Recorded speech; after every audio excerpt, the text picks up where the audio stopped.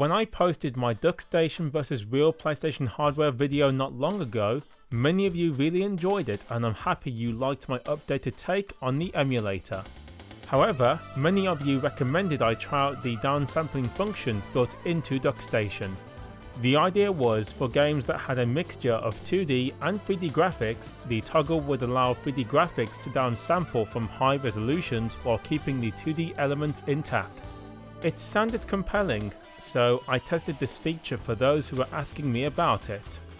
For testing, I used Duckstation in software mode to simulate real PlayStation graphics, along with using the settings I used in the last Duckstation video to enhance the graphics. Then I toggled the downsampling feature to see what it can do for the games.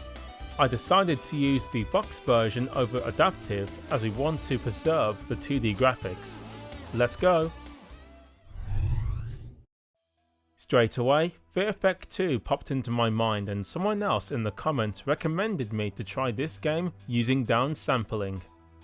Using software mode first, you can see the 2D backgrounds, which are FMV backgrounds, are blurry even in native PlayStation output. My character sticks out even without any enhancements to the graphics. Quite interesting that the developers went down this route when pre-rendered backdrops might have looked better. I do suppose the moving backgrounds do enhance the feeling of being in a world which is alive and living. When we use the enhancements, the character model looks incredible. In fact, it is a carbon copy of how she appears in the cutscenes with fantastic details. All of the details really pop thanks to the Duckstation resolution boost to 4K and the perspective correction features adding a layer of polish not seen in software mode. Too bad the FMV backdrops look so blurred and our character really stands out now. Let's use downsampling and ooh, that is an interesting result. Now my character has been blurred and this must be the 4K output of the 3D graphics now getting a downsample back to the 240p resolution along with a slight blur to better blend the graphics into the 2D backdrops of this title. I think most of you will agree this now blends in better and helps get a cohesive look for the game. Let me know what you think.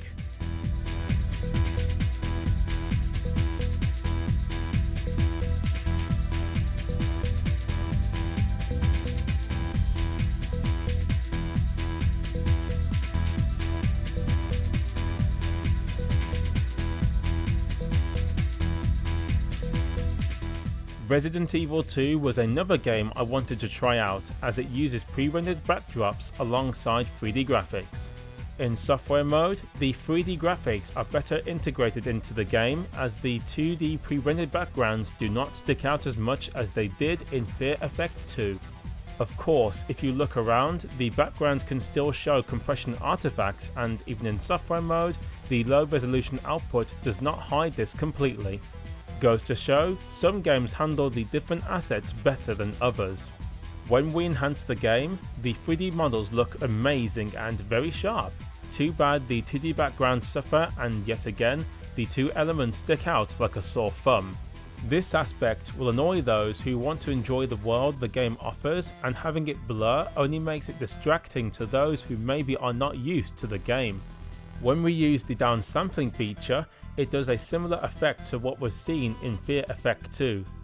The 3D models are blurred and now fit in much better with the pre-rendered backgrounds. I love this ammo box here. With downsampling, I cannot tell which of them is the 3D model. Very impressive. For this game, I would pick the software mode as I like the sharper graphics, but you folks let me know your thoughts.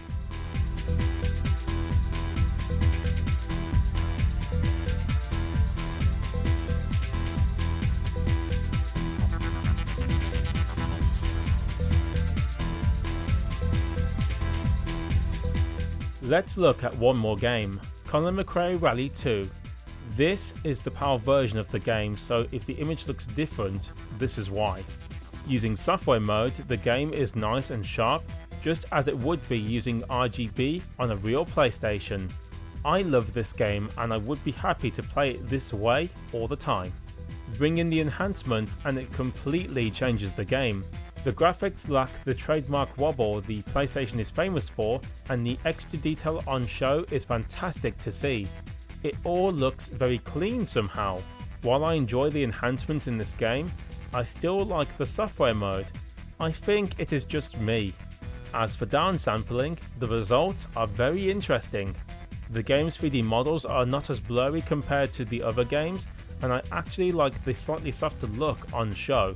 The 2D HUD elements kept their 4K sharpness, and the slight blur also helped smooth over some of the flaws present in the game. I tried other games using all three modes, so check them out, and I will return with my conclusion at the end.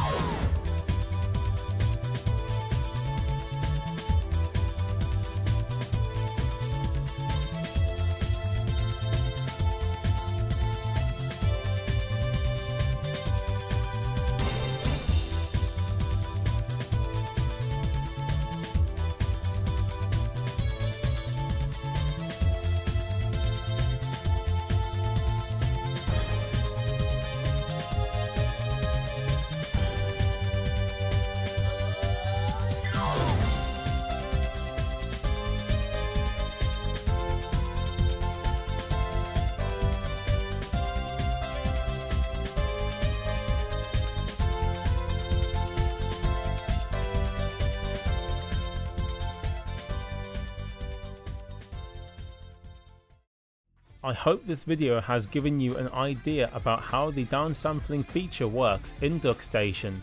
For the titles that use a mixture of 2D and 3D graphics, this is a great way to have those games blend better together while still taking advantage of the enhancements Duckstation can offer to you.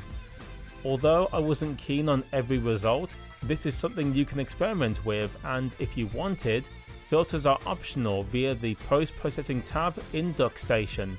Maybe this will add something to the image, making downsampling a real game changer for those willing to take advantage of it. As for me, I'm mostly fine using the software mode as I love the look of the PlayStation's graphics and the sharpness it has. I did enjoy using the downsampling feature in Fear Effect 2, and it did look quite good in Colin McRae Rally 2, so maybe I should consider using it more. You folks let me know, what are your thoughts on downsampling PlayStation games in Duckstation? Tell me in the comments, and I will see you soon.